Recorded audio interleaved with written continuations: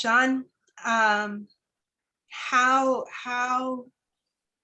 familiar can we give everybody who doesn't know you a quick introduction to who you are and what it is that you do? Okay. I'll try and keep it quick. When you say quick, is that 10 minutes or an hour? Because I can go on for a minute. Let's keep the introduction like super brief. And if you see me start to like lean in and go, that's the cue to be like, I'm gonna say something and move you on. Got it. All right, I love it. Okay, so I'll keep it short and simple. So my name is Shawn Dunwoody, Rochesterian, born and raised, and I'm a visual artist. I'm working in artists. I've worked in many media, from storytelling, poetry, sculptor, artist, actor as well. I do a lot of things. So, and I enjoy the people, the heart of the people in the city and the country. And that's what I try to do, is try to work with communities and people to produce things. That's what I do now. Who knows what I'll be doing 5 minutes from now, but that's what I'm doing now. Hope that made your introduction okay. That works great. I know that a lot of folks know you best for your drawing and your murals. And you have a few of your drawings behind you. Do you want to start with those, or do you want to start with the murals? It's up to you. So now I got to get up and walk around. Is that what I got to do? You're going to get up and walk around anyway. Come on. Yeah, I was. That's a given. You're going to see all my mess around my studio. I'm in my studio. So I was having, as like technical internet difficulties, the spectrum went down at my house, and I had to come to my studio, and that's blotchy, so I had to jump on my phone. So I'll talk about what these pieces are right here. These are these characters that I created. That there's Frederick Douglass, we got George Eastman, Susan B. Anthony, and this is Spinner, like the big building there, that's downtown. And I'll explain to you how this came about. A couple of years ago, I was working on a project with Jason of Pop Rock called Super City. And so the basis of Super City was, some of you folks are probably familiar with, Comic-Cons, and everyone gets dressed up, and everyone wants to be Superman, Spider-Man, Batman, Wonder Woman, whatever they want to be. And they're showing their costumes and walking around and meeting artists and all these sorts of things. Well, we realized that that's a great and fantastic experience. And sometimes some folks don't actually get that opportunity to experience that at all. And so what we wanted to do is we set forth to create this event that was a Comic-Con on the street that was open for anyone to attend. It was free. And so while we were planning this session, I thought, we're talking about the heroes we know of, that we see on television and various other things, like I said, the Supermans, the Batmans, the Wonder Womans, and all those sort of things. But why don't we have anything that's actually local based? Why don't we have anything like that? And so I came up with characters that were based upon local people, like Frederick Douglass. And so Frederick Douglass was a great orator and abolitionist, Rochester's son. His birthday's next week, February 14th. So I felt with his great, for those of you who don't know much about Douglass's stature, he was about 6'1", 6'2". He had worked for quite some time on the fields and actually in the boats as well. So he's quite physically built. He was strong. I'm scrawny. He was all strong and muscular. Very handsome fellow. And when he spoke, he had a very, very deep voice, So when he entered the room, it was very powerful. Oh. And so I felt, to represent Douglass, it'd be great to give him this sonic blast that can shoot out of his mouth. He can amplify sound and manipulate sound. Then I started thinking about Susan B. Anthony and what she was as a strong woman and having strength to stand up and trying to vote, wearing her pants, doing all the things. And so I gave her super strength and impenetrability. So bullets and stuff bounce off her like Superman. And, folks like George Eastman, he can create these sort of psychic constructs, sort of like Green Lantern. For those of you who know what Green Lantern is, he can do those sort of things. So I wanted to have young people to be engaged with heroes that were connected and people they might not have known of. So I actually put their bios of who they are as actual people next to them, so people can understand that. And currently, I'm sorry if I'm running on too much. And currently, I just took some over to the Strong Museum. I just did these larger hand painted cutouts, so you can actually see my pencil lines. You can see how I was actually working it out. And so for Black History Month, I got a bunch of these things in my head. I got to get it out of my head.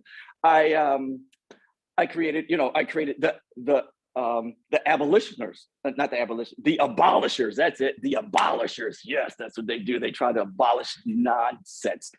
And so, of course, I had Frederick Douglass, and I created one of Harriet Tubman, and she has the ability of teleportation. That kind of connects to moving people around. And she's a superhuman Marx woman, so she can take anyone's head off, which she did. She carried her rifles with her. And she has agility, can flip around and stuff. So that's her superpower. And I'm pretty sure you guys know about Harriet Tubman. You know, she took about 70 missions, as I call it, to free enslaved individuals down in the South and bring them up. She also served as a spy in the Civil War. And was shooting at dudes, yeah, she did a heck of a lot. She was awesome, just but a wee little woman though, and she did a hell of a lot of things. Also created Austin Stewart. For those of you who may not know who Austin Stewart is, Austin Stewart was himself enslaved, but he found his freedom. Fast forward, he ended up setting up a store. He made a store on Buffalo Street, which is Main Street, Rochester, where the convention center stands. That's where his store was. Very, very well established business, and he had a butcher in there as well and sold meat.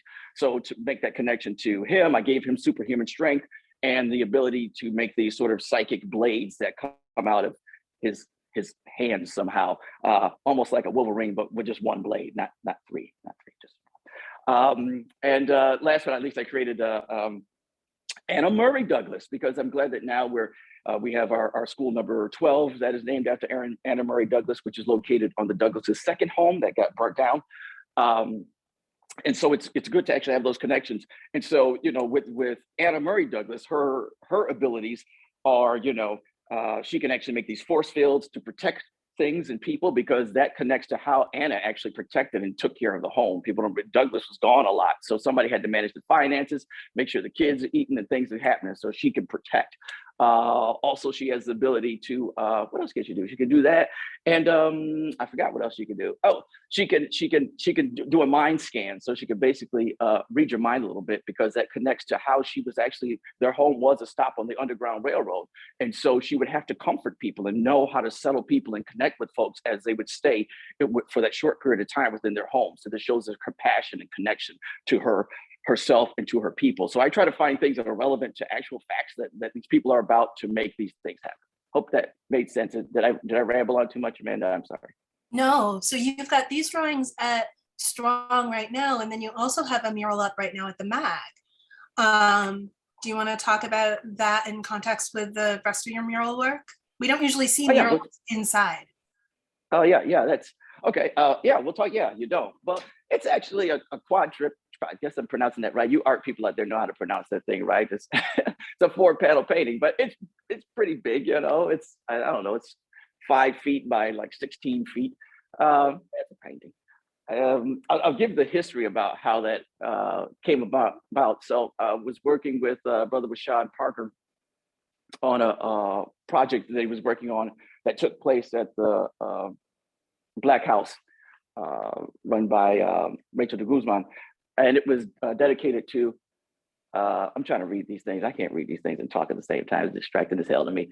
So I forgot what the hell. Oh yeah, it was going to take place there. And so it was the whole point of kind of what I was trying to create was this connection between July 64's uprising and what was happening in 2020. And how did they connect? How were they different? And how were they the same? And sort of my connection through that, how I found it valuable, is really like with, I don't know, let me move something out of the way here. With music. I always found a connection in music. So I tried to play some of the songs that were going on in 64 and listening to some things that were happening, you know, 2020, and also putting in a bit of myself in that mix, because, you know, I'm a guy who grew up, you know, listening to your introductions to Malcolm X were at the beginning of songs. You know, you're hearing Malcolm X speak, you know, before the song actually plays. And so getting introductions to, you know, Charlie Parker, you know, when you listen to Tribe. So all these things actually affect how you create and grow. So, okay, I hope I'm making sense here. So I'm piecing it all together. So I started working on this piece. I don't even have a picture of it or anything. I don't know. And You know, I put a link in the chat that has an image of it. You're good. Okay, damn, you're on top of that. You're like on top. T. I made a T too, like that. So what I did was I started looking at images from '64 and piecing them together and looking at it. So and then I was looking for images of 2020 and what people were going through. And I could find the similarities, the connection points, where it's sort of a story of the beginning when you look at the piece on your, would that be? Your left-hand side, it starts with an older gentleman looking out the window, observing what's happening in his community.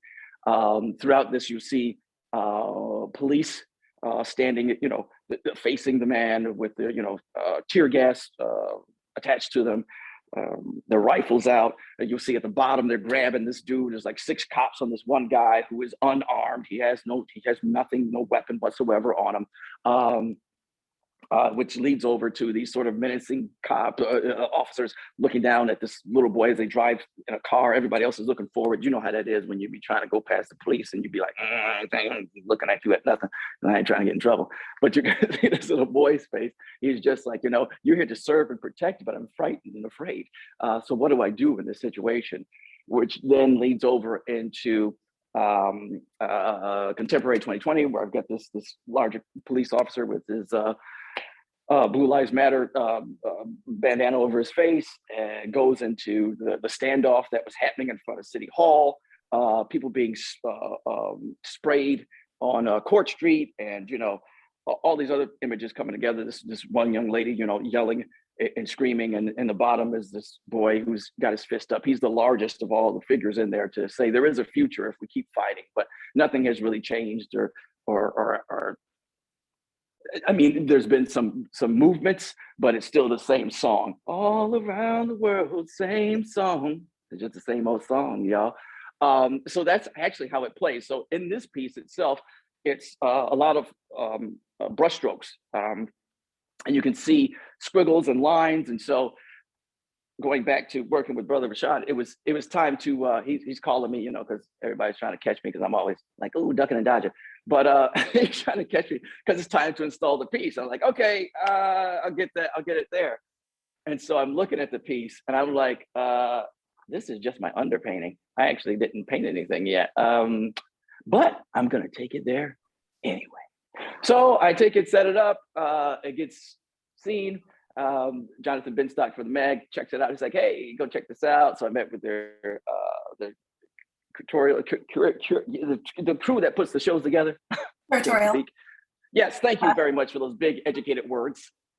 And so I met with them and we figured out where it would go. They said, hey, it's going on the wall. This is what it's going to go. Do you like the color? All this kind of things. And so we put it up there, bam. And so the title of the piece is called Unfinished Business. That's because of a connection. This is where your artist gotta fucking fake it till you make it. Sorry if I injured anybody's ear with that bad word. But so I didn't finish the damn thing. It was completely painted, but it had to be seen. And people were like, wow, that's just so amazing. It's so, oh wow, I love the strokes, the hearts. I could feel it. I'm like, okay, okay. What? It's raw. Yeah, it's raw. It's like, yeah, it is. It surely is. I intended that completely. No, I didn't. But we're gonna leave it like that. Until you walk up to it and draw on it again at the museum. Yes. While you're talking about it. Oh yes, that's right. I did do that while I was there. I was there. I saw it. You were there, yeah. I was giving tours and talking about the piece, and I had a marker in my pocket, like I always seem to have a marker for some reason. I'm like, don't tell the museum folks I did this, but I actually can because it belongs to me. So I started drawing on it. I recommended don't anyone ever do this in the museum, walk around drawing on paintings. But it's actually one of the funnest feelings I ever had to just literally walk in and be like, doo-doo-doo. Nobody can tell me nothing. But so that's what Unfinished Business is all about. It's really about telling that story. And sometimes the universe reveals itself and it does maybe what it needs to do. And so maybe I didn't need to finish that piece. Otherwise, if I finished it, it wouldn't have had that connection or that point or that rawness or that hard edge or that lost sense. Now, some folks did ask me, it seems like it's heavily male influence, testosterone driven, I don't know, whatever you want to call it. But I tried to say, no, well, not tried, but I did say what I realized is it's not. It's actually not. Even though we see these figures, these towering, white officers and these black men being grabbed and young people, the actual strongest people in the piece, or the people that exhibiting the most structure and force and movement, are the black women in the piece. As I mentioned earlier, in the 2020, there was a young black woman who was in an officer's face, just telling him what's going on, like, what the hell are you doing? What's up with you? And then when you look at 64, there is a woman who is doing the same thing. She got her purse in the air, ready to hit these damn officers in the head if they come near, because like, yo, what are you doing? What is going on?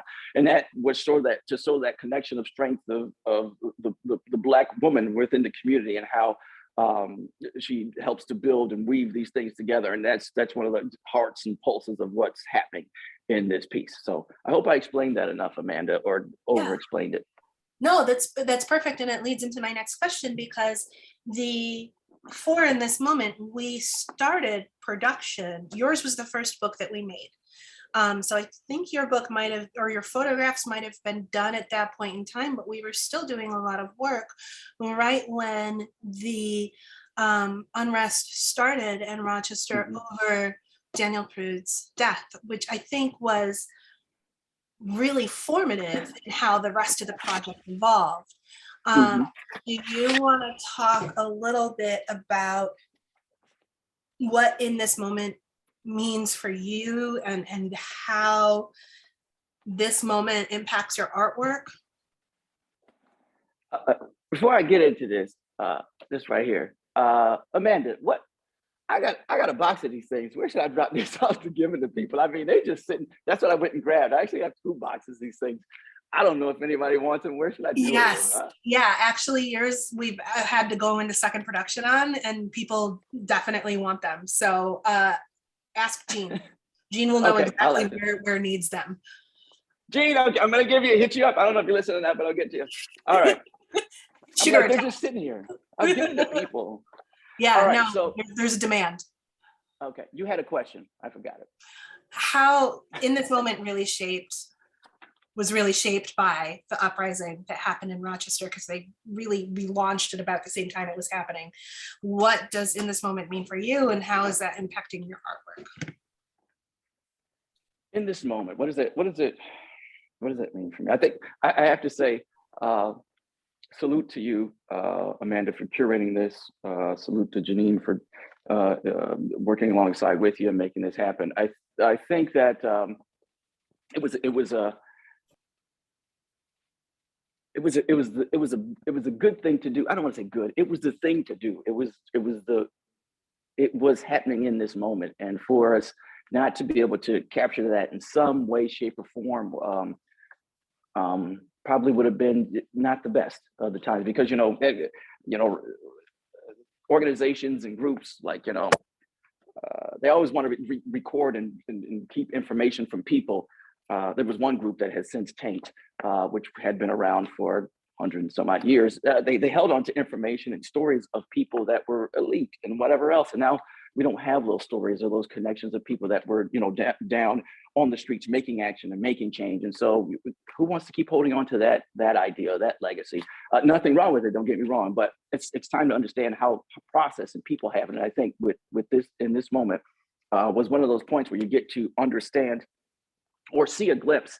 I can't say we could fully understand. You get to get a piece of what one might be thinking, and it's being interpreted. I love the combination of piecing together a photographer and a writer, and all of some of color spectrum there, to make sure that there might be a point of connection. I think that was one of the key things that I found when working with this in this moment, and working with Arturo and working with Chris. It was like, we were just when he wrote this and when Art took the photos, we were just chilling. We did it all pretty much the same day. It was just we were just chilling, just hanging out, and he's asking questions. But after that, we were eating chicken wings and just talking about life, and just really getting to have those conversations. I think this has the opportunity to do this, and it's also one of those things where your distribution on these was amazing. I don't know where you were putting them or how they were getting out there, but I would go into some meetings and some. Oh, okay. I would go some places and people were like, look what I have, look what I found. I was like, what? I thought they were just making 6 of these things and they're going to sit at visual studies. But you guys have been really moving this forward and making that and pushing that needle to people so people can really think. And I think I've seen and heard a lot of people talking about in this moment and what it did and how it did shape and create that change. This being out and putting it in libraries and putting it in schools, put it into other people's hands. I mean, there were children who got the opportunity to read these, and I thought that was brilliant the way you folks put that out. So it was really to look at what was really going on, a contemporary thing where we're not looking back at, you can always look back, but you're not looking back at something, 20, 30, 40 years ago. You're looking at something that's right now that you'll see, a person that you'll see walking down the street or at Wegmans or, I don't know, eating a hot dog, I don't know, at a barbecue, I don't know. But I just thought it was very important that there were people that are connected and shaping and making change. I actually knew all the people in there, and that was kind of cool. I was like, yeah, I know the people. That's awesome. That's small Black Rochesterville. No, it's not small, but I just like saying that. So I think that's what it is. And what did it do? What did it do for my art? What did it do for my art in this moment? It really made me think about how do you continue to engage with people? How do you continue to make some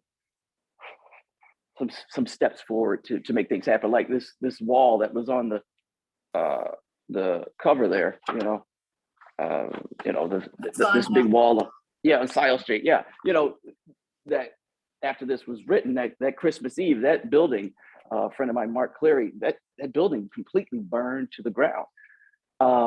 It collapsed. It was boom. I was like, whoa, I've never seen anything like that. And see, this is where I'm gonna start rambling a little bit.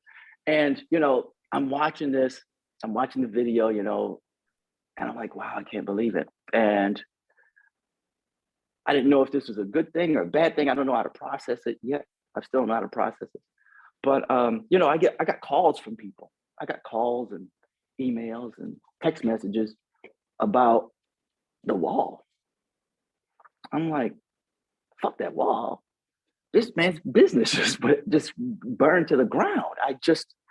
I'm still trying to process what that meant. I don't know what that meant to the people. News people were calling me and saying, hey, would you want to talk about that? No, I'm not going to talk about that. That's unimportant in the scheme of things in this man's life. I mean, if he was generous enough to allow this to have me, scribble on his wall. That's all it was, my sketch pad, just when I think of things, just to put things out there. But it must have, and I guess kind of looking back as I talk about it now, I guess it meant something to people, because it was in this book and it was really highlighted in there. And I guess there were points and times where people, were in this field doing yoga or, having lunch or taking their dog for a walk or taking photographs, senior pictures, I don't know, wedding photo, I don't know. And I guess you don't really understand the impact of what you're doing or how that's engaging or is part of someone's life. And after this came out and after the wall was gone and the only thing left was standing was the word love, which I thought that was just a beautiful statement there. The words love are the only thing that were left standing. That, I have to really think about what I'm doing and what I'm saying in word and in the public so that I don't take, just sometimes I don't know how am I trying to say this. I took it for granted. It's just a paint on the wall, but it might mean more.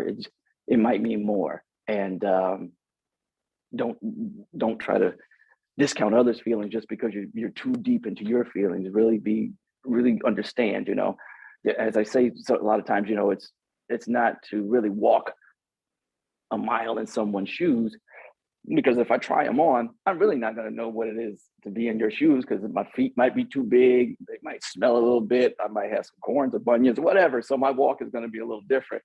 But so it's better to just try to understand the path that you may walk, not so much what it's like to be in your shoes. And I think this is where in this moment gave me that opportunity to I don't think I ever read this thing. Yeah, I read it. It gave me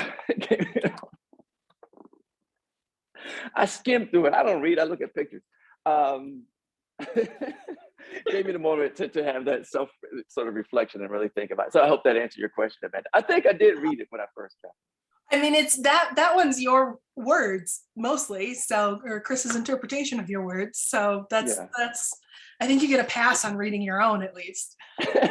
No, I did read it. I read it when before he sent it to you guys to put into print. I read it, so I was like, yeah, it's great, man. I love it. Chris is a good dude. Hope that answered your question. I always have to ask that because I get in my own zone. I'm like talking. I've done enough of these that I could reframe the question if I needed. Love it. Let me take a sip of gin.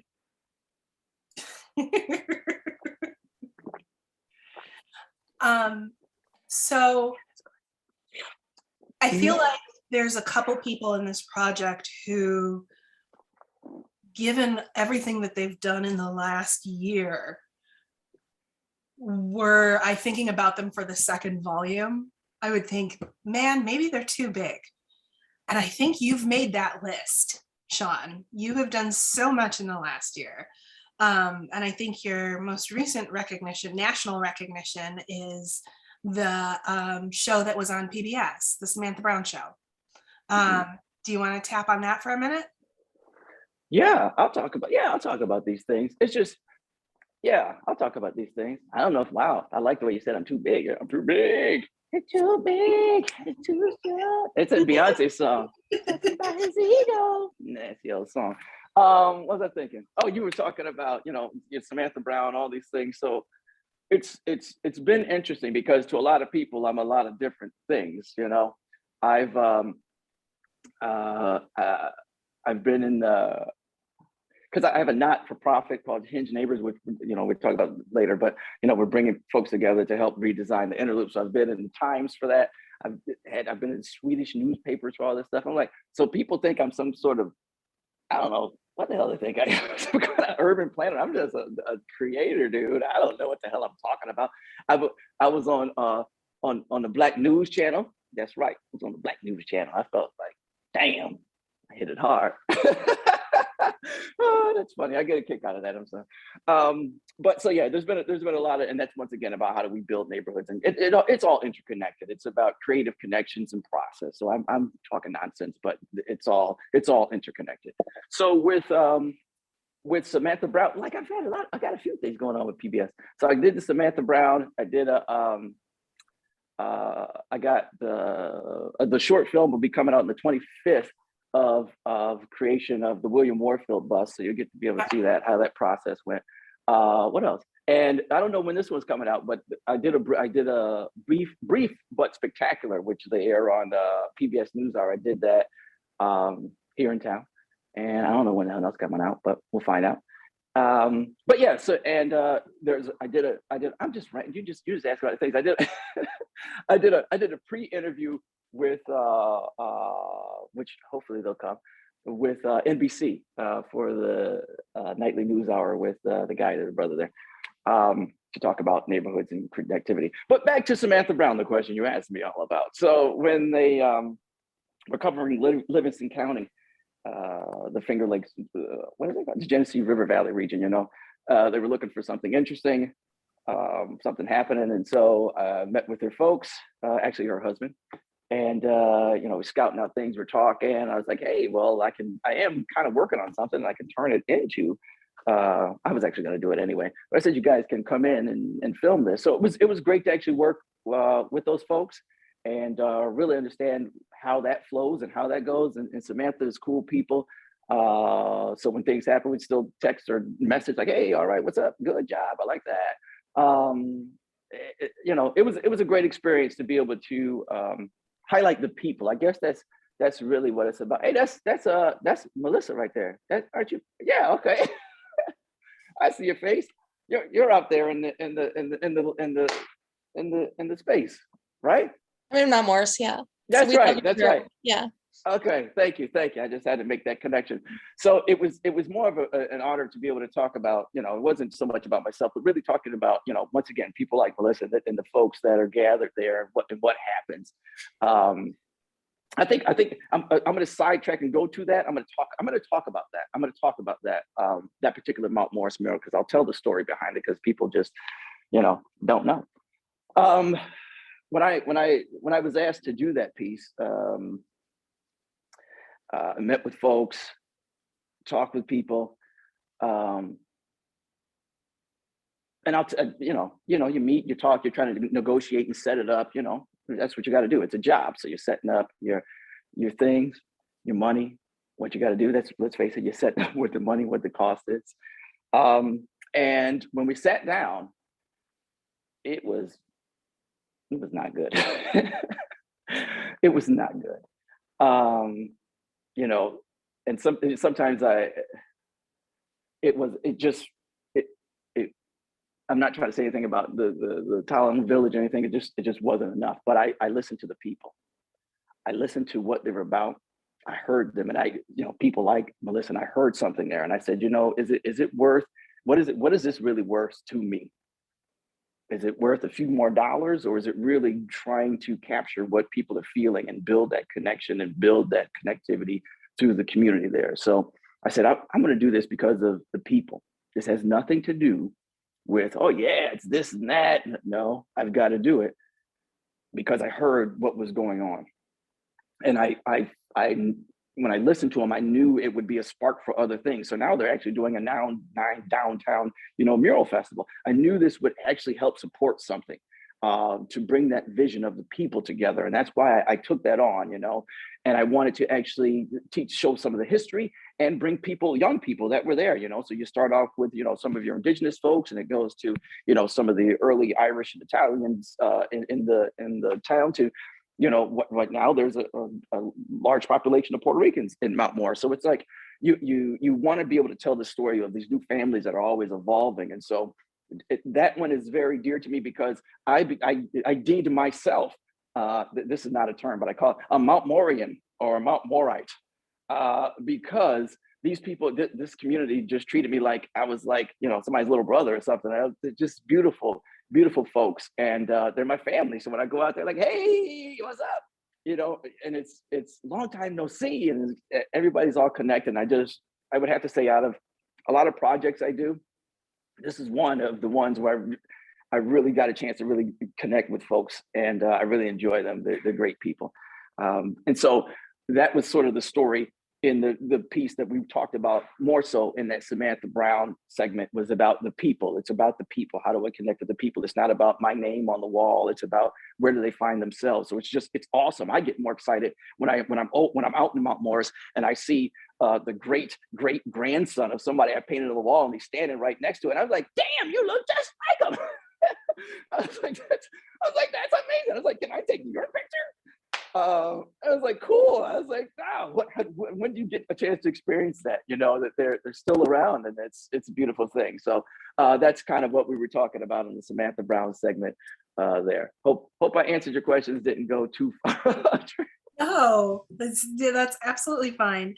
One of the things that is, I think, a recurring theme in everything you've said this afternoon is how what you do is about community. And in this moment, one of the things that I said when we were picking teams and talking about people and who we were actually going to cover was community over ego.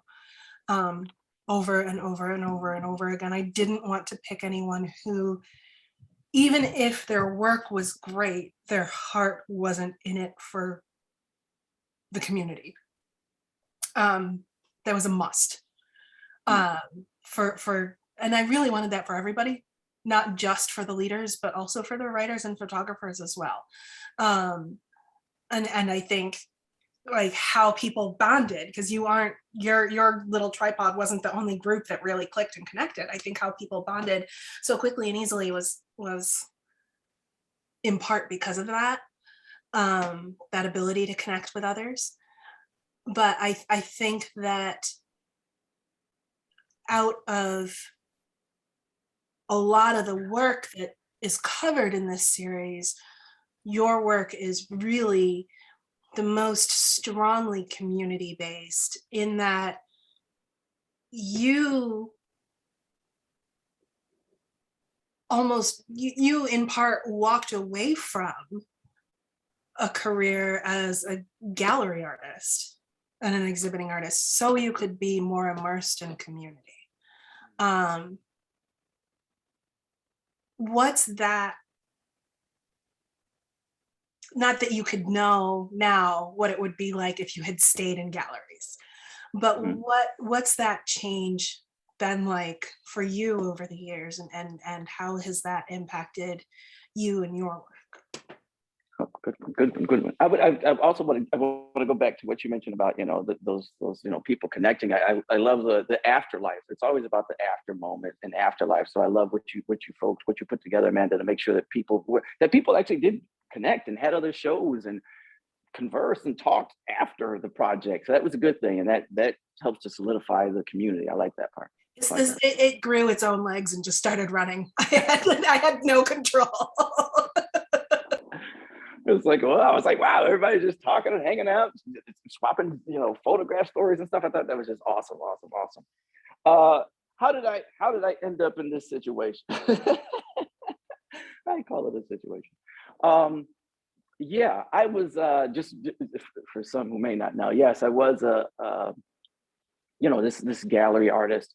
Did a lot of assemblage, picking pieces up, making these 3-dimensional and sometimes 2-dimensional pieces of discarded things that people threw out. My whole point was to pick up things that were on the ground that you would step over, you spit on, that were in the trash, but reassemble them, and now they've become this new creature, a new being, and that's kind of connecting that to the story of Africans here in America, African Americans here, and some of the struggles and how people have stepped over or spat upon, and but we are not those creatures. We're all assemblages and pieces of this universe, and when we come together, we are beautiful and we shine. We are the light unto the world, and that's where I was actually approaching a lot of my pieces. Some of my work was I was always trying to be engaging as well. I remember one show I had some while ago. I've actually shown at Geneseo as well years ago.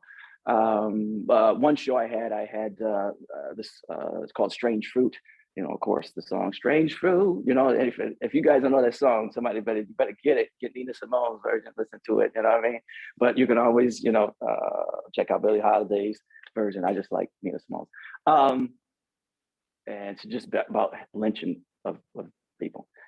And so I had this altar that you would kneel on. And there were these apples that I would encourage the viewer to eat while you kneel in front of this altar, and you're looking at these biblical phrases and things, and these people being hung, and it's association and connection. But on top of these apples was spit. It was literally, I would go up there and go spit on it, and I'd say, all right, now it's your turn to sit there and eat one of these apples, and thank your God that you're here to do that. To objects, I would make these figures for people to beat, these life-size figures, and it would be, I would have my face on there, either smiling or in pain, and you'd have these sticks, and you beat the damn dude and see what that felt like. All these kind of things.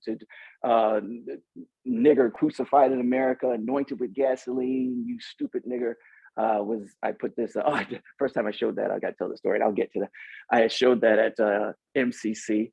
It was my very first. I just thank Kathy Farrell for that. Mama Mercer is my very first solo show I ever had. And so I put this guy, it was actually pieces of, once again, assemblages, a foot, all this stuff is into my face, once again, stuck on these books and stuff, on this American flag, right? In the shape like I was being crucified. And I had these gas cans at the base of them, and there were two things that started to happen. All right. First thing was, I guess I didn't fully clean out those damn gas cans. So people were scared as hell. They're like, you can't be bringing no gas cans inside. This school is going to burn up. It's crazy. I was like, oh, I'm sorry. I didn't think about that. Second thing was, people were upset. They were mad because no one knew if I was white or black. And people were mad. They were really mad. So they had to go out this letter to address people that don't know. Here it is. And I had to make a statement to say, no, I'm a black dude and I'm talking about this. All right. So things keep going, and I'm having shows, traveling, shipping work out, and it's great. And I'm going and giving talks, this university, that college, talking about my art. I'm drinking my wine. I'm thinking I'm cool. I'm drinking the wine. I'm looking at my work. People are buying it and stuff. And I was giving a talk to a group of students, unlike like this here in a lecture hall, and in the sea of students, I didn't see anyone that really looked like me, and I felt after leaving, I was like, that was great. You get the applause and people, they're like, oh yeah, that's awesome. We love your work and love how you're talking and dressing up, blah blah.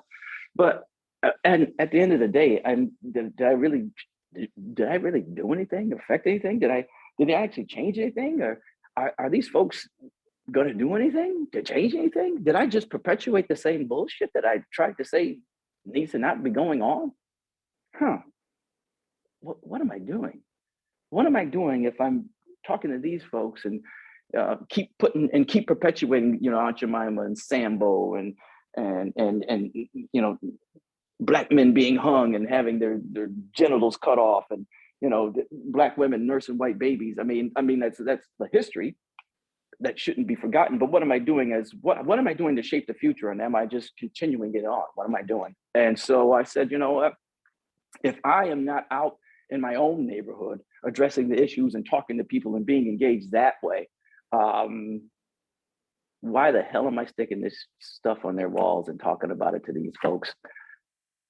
I got to go back to where I'm from. I got to go be what I wanted to see when I was 15 years old, when I was out there running around in the streets. I want to be that because I couldn't see it. So why the minute that I out here sipping my wine and showing my work, do I not come back or be back and say, hey, this could be done? Because I wanted to do it and didn't know how, struggling on the system, on a welfare system, all that stuff, didn't know how to do it. And everybody tells you it's not possible. So that was the main mission, was to go to the street.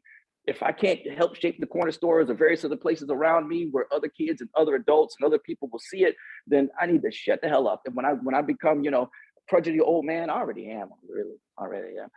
And I'm shaking my fist, kids today, you don't understand nothing, you're not doing nothing. If I didn't do any damn thing to change it, I need to shut the hell up. And so that was my move to public art, to making art accessible to people. So once again, putting it on walls, engaging the community, because you don't know who those persons may be who they may be in the future and how they may shape or affect things. Because once again, I wanted to see that. One of the, he's off in his own career, creates his own path. But one of my assistants, for a couple of years, and we worked together on a Fruit Belt project, was Ephraim Gervais, who of course did the John Lewis mural. With the idea of giving back to the people, you know what I mean? So you don't know how you're going to affect or shape the world. So that's why I wanted to be out in public. Even when I ran a gallery for about, how long did I run a gallery? About 6 years. I ran 4 walls art gallery. There's so many stories about so many different things, angles I can go into. So from being involved in galleries, I was on the board. I was the board that decided to change the name from Pyramid Art Center to Roco and purchase the building that Roco is actually in. So so I knew all these things about galleries, being around galleries and museums, and I got tired of being under gallery arrest. When you go, your hands are behind your back and you're quiet and shit and you're not saying nothing. So I said, how can I shape this and do this a little differently? And how do I engage people differently? So even though it was a gallery and I had 4 walls, once again, I said I wanted to take artwork off of the walls. I had walls, but I wanted to do it differently. So what I did was I found, okay, well, I know the regular people who go to all the openings or the first Fridays. Let me find the people that just like to drink PBRs and bowl. And I'm going to get them in this place and I'm going to put them together with a punk rock band, and people are going to be moshing while they're looking at some fantastic artwork around them. And it happened. It was this different sea of folks that might not have ever done that. That literally happened. I had a mosh pit happening right next to, I don't know if any of you know, I was showing Elizabeth Lyon's work, fantastic glass artist. This is glass. These people are throwing people on the ground. I was like, what the hell did I do? But it was a great thing. I would do graffiti shows. where I would let artists just graph all the walls and do things. Sweetmeat, I showed Sweetmeat's work. One of their first, which was Sarah Rutherford, Eric Lehman, Jason Suarez, Leah Rizzo. They did a collaborative mural piece together on a wall that I had across from my gallery. It was just all these things that I would do, and I had four little walls, because I used to go to gallery openings. I'd be taking my kids and they tugging on your leg and they're bored as hell. So I created a space where they could actually create their own artwork and make things happen and have their own displays. And I'm sorry if I'm rambling going up, but I had a great story from a friend of mine, Jess, who told me about her daughter who had come. She must have been 4 or something. I was showing somebody's work, I don't know.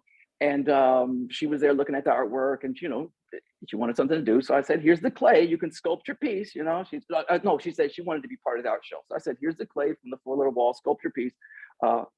And I brought out a pedestal and I put it on the pedestal. I said, here it is, right there. There it goes.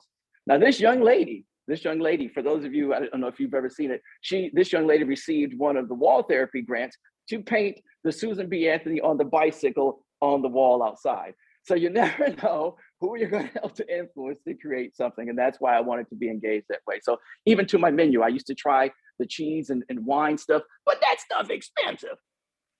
So what I did was I said, I'm going to come up with I did cereal. I had bowls of cereal, and that's what people came to eat. And then I started noticing other places started putting out bowls of cereal too.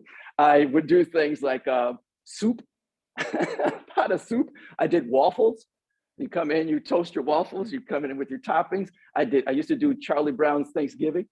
Literally have a toaster, popcorn, and that's what to eat. So I wanted to make it more of an experience of art and the engaging of art. It doesn't have to be distance. You don't have to be away from it. It's part of you. It's part of your structure and flow. And so that's why how I try to approach, the public pieces, the private pieces. It's part of who you are. It's part of your flow. Find your connection point and find that memory. So I hope I've made some sort of connection point to your question, because I'm doing like the wizard thing where he takes the memories up and he puts them in the pot. What's his name? Gandalf? I don't know. Close. We're coming up on 3:30. David, do you want to do questions?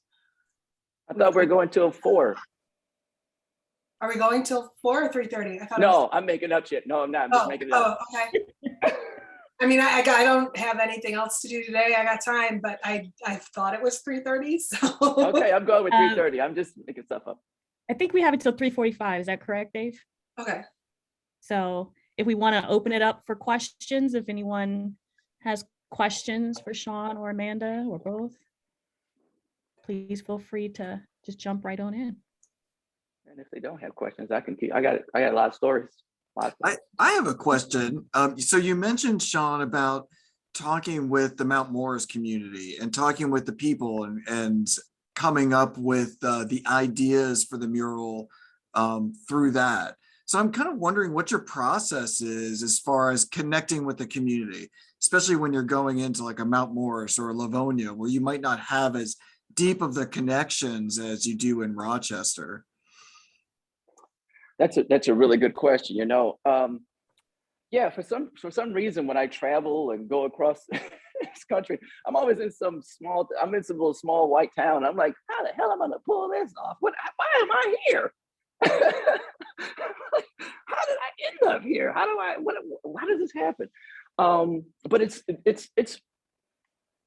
part of my process when I approach just about anything that I'm doing, is to better understand how it's actually going to work, how people feel about it, how people, what do people feel? Because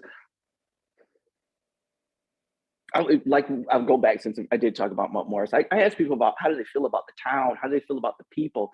It was more about the feel. I wanted to capture the feel, and I wanted to be able to translate that feeling through its history and through its people and its future, and some of its iconic things together. So yeah, I had forums where I had an open forum where folks could actually come and tell me things. And I went to students. A lot of my projects, I like to work with young people, because they're going to inherit some of the things that we design, that we create, the systems, the structures that we build, if we're not listening or asking them how do they fit within the scheme of that, or how should it be, then we're just doing for right now. So I wanted to be able to think about what was going on in that community. And the kids told me the truth. The adults were saying, I remember when this was here and we lined up and we talk over here and this was great over here and that was over there and this was over there. And the students told me, you know what Mount Morris is about? You know what Mount Morris is about? A lot of pedophiles. I was like, whoa. Sorry, I ain't slamming Mount Morris, Melissa. I'm just saying they were just kids.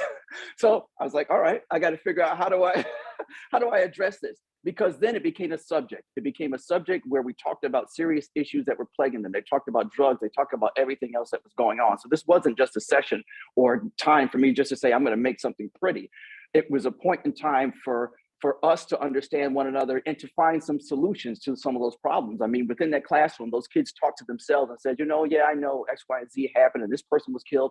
And so why don't we try and do something like this? And let's create something like that. So I had them actually work on something to help ease, I'm not gonna say solve, just help ease some of those problems. So I want to understand, once again, it's about, I'm trying to understand your path. I can't put your shoes on, but I want to understand your path. And that's part of my process, is trying to understand the path or the way at which people are trying to go, or where do they want to go. And all I can do is try to put it together in some sort of idea, some sort of context, some sort of environment that at some point one can relate to it. Kind of like when I talked about the wall that fell apart, I was trying to find things that, I felt I liked about, it was like all these things about Rochester. So I wanted to have all these things I kind of felt about Rochester. And so let's see if somebody else chimes in with it. You know what I mean? Like when I did Rochester Feels So Good. Anybody know that song? Anybody know Feels So Good? Love it. That song? You know that? Oh, of course I know it. Okay, by Chuck Mangione. Yes, Mm-hmm. Yes, it's great. Everybody knows that too, and so when people would ask me, what that is or who that is, they're like, well, you got a generation of folks like, I don't know anything about that song. I was like, but you know what? Rochester was in Doctor Strange. Did anybody catch that? Okay, well, in the operating room. I know Feels So Good, but I do not know Doctor Strange. Doctor Strange, the movie. Okay, Doctor Strange is from comic books. I like comic books. It's the Doctor Strange. All right, check it out. Okay, he's the mystic dark, the master of the dark mystic arts. He's a sorcerer.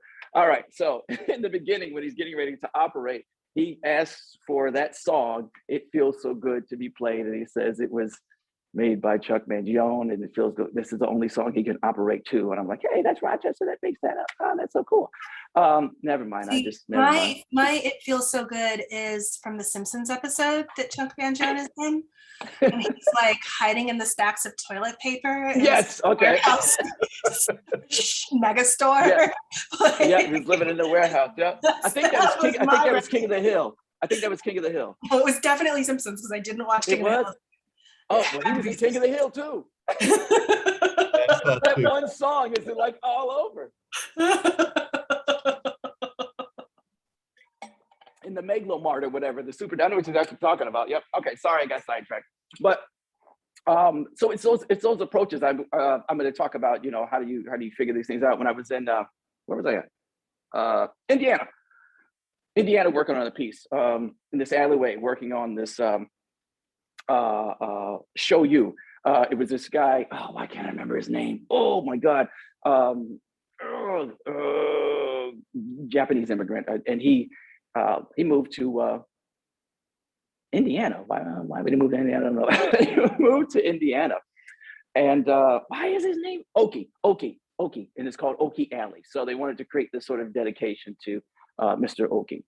So to try and figure out more about it, I hung out, got to spend a few days hanging out with the people. I just try to hang out with the people to figure out how the town feels. I'm in Columbia City, Indiana, small little town, and hang out with the people. Got a chance to meet some of the artists, another Black guy, yay, who was working in town. Got to paint with him. I try to find ways to really engage with the community. So going back to that alley and trying to find out, talk to people about it.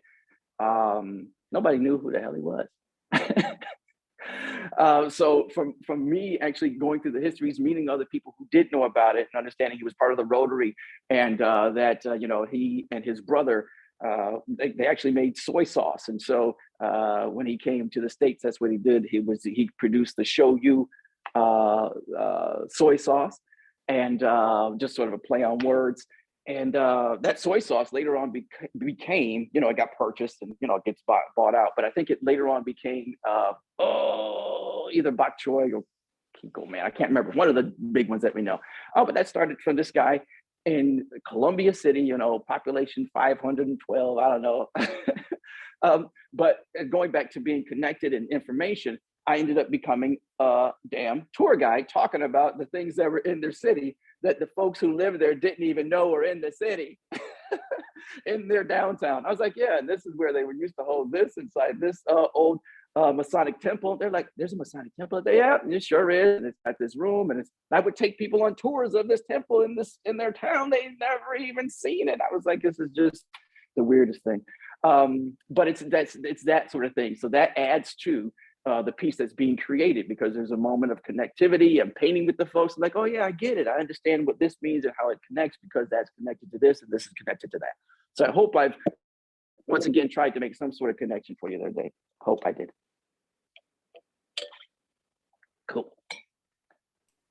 Now, If questions are running about a 5-ish plus minute answer time, we have time for one or two more. What'd you say? Are you being funny? What's that?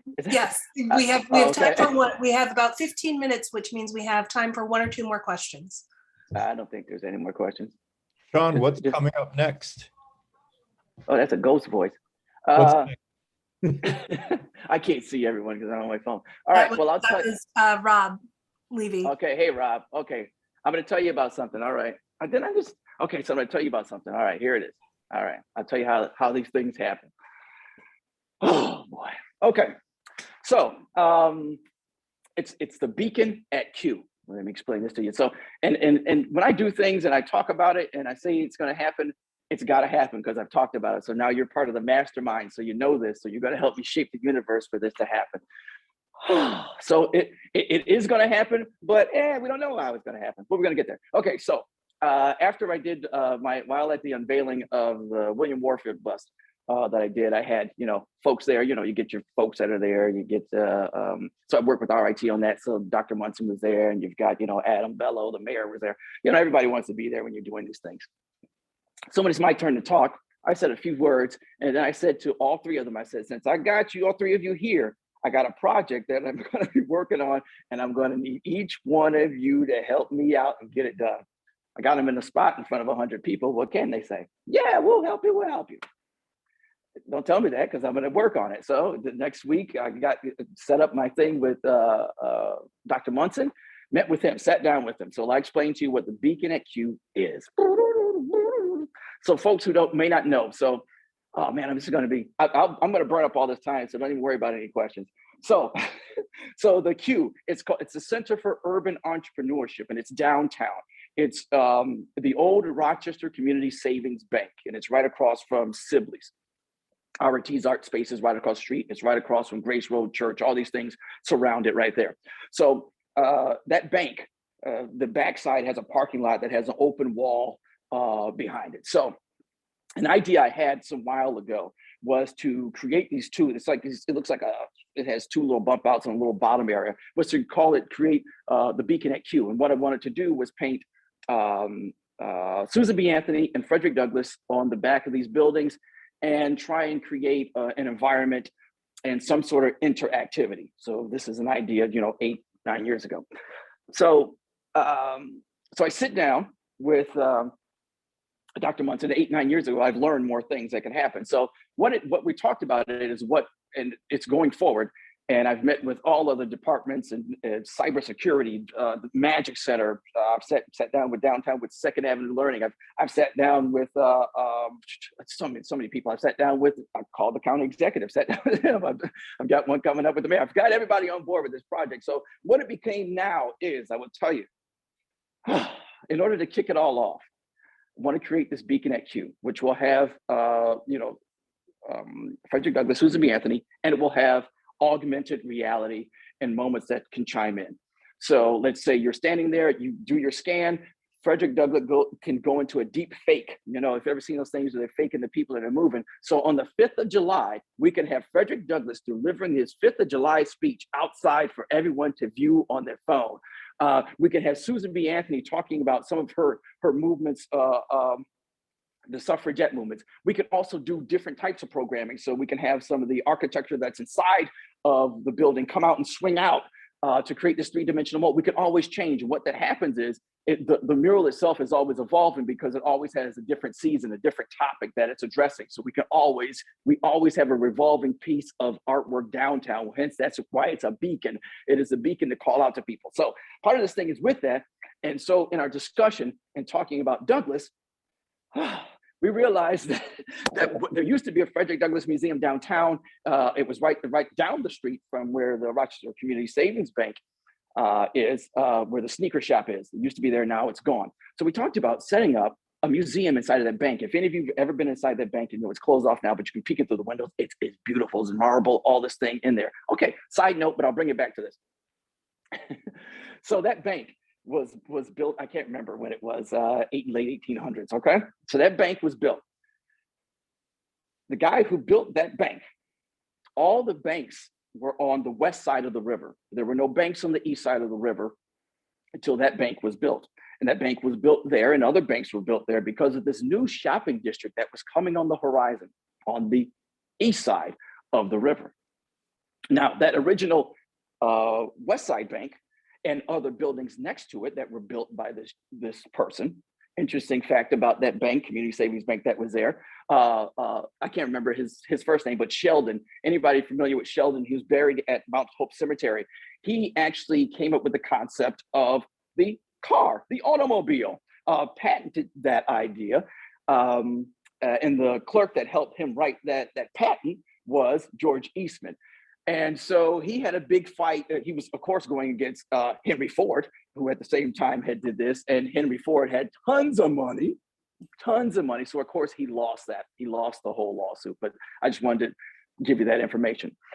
So those buildings that were there, that were built, later on, those buildings became the School of, I can't remember what it's called, engineering, mechanics, whatever. I don't know, but I can't remember, but you can always look this up. Which later where lectures were actually done, okay? And Frederick Douglass spoke in these buildings at that area at that time. Those buildings later became RIT's first campus. So building those connections, those points, Frederick Douglass technically spoke at RIT. So that's why we can use it. That's why they're dated to 1829. So that's what he did. So when we talk about that and we now go to the gate, the building built by the same guy that where RIT used to be, built that building, we're now talking about creating the Frederick Douglass Museum of Social Entrepreneurship. What that does is it opens up the floodgates for anyone who is actually about social. That means you've got Gandhi, you've got anyone that you want to think about around the world who are about change and about social entrepreneurship and making those things move forward. You know, the focus is on, Douglass's home here for 25 years and what he called home. But this is where we can actually pilot and pull in things from around the world and people from around the world who are about this movement or change that would happen. So, but it's all going to start off with this beacon. We're looking at officially kicking it off. We're actually doing our research, we're having our planning sessions, but it'll actually start being installed in 2023. But we're going to need as many community partners as we can to help tell this story, to help move it along. And we're actually trying to figure out how do you build in sort of an endowment as well, so that this continues, meaning that it's within the system that these seasons of this wall are always evolving and changing until eventually one of the grander schemes, that whole wall becomes a big digital screen for everyone to use. To be engaged in. So that means if we're talking about the International Jazz Fest that happens, we're bringing up, here's some of the greats that came through town, like Miles Davis. Now you actually got him up there. Go see the concert of Miles Davis and perform his set that he did at the Clarissa Street. I mean, it's just the things are what we can do, which also balanced out. See, I'm rambling, but I'm going to tell you, which also balanced out to sort of this trail. We talked about the trail. So now what we can do is we can create a walking trail. So you can now go back and scan these things, create these virtual connections to see where, you know, Corinthian Hall was, to see where Douglas spoke when he was at the original RIT campuses, which then leads you down to Susan B. Anthony House. So you actually, that's a whole other thing that I was working on with this Mellon Foundation thing. To build, we literally turn our whole city into an art exhibit. I hope that answers your question, Greg.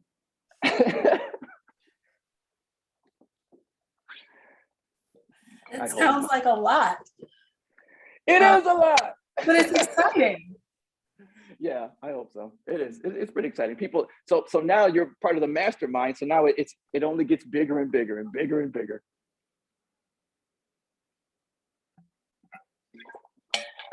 Well, right. we would like to thank both Amanda and Shawn today for their time, and most importantly for sharing their knowledge, their love for art with us today.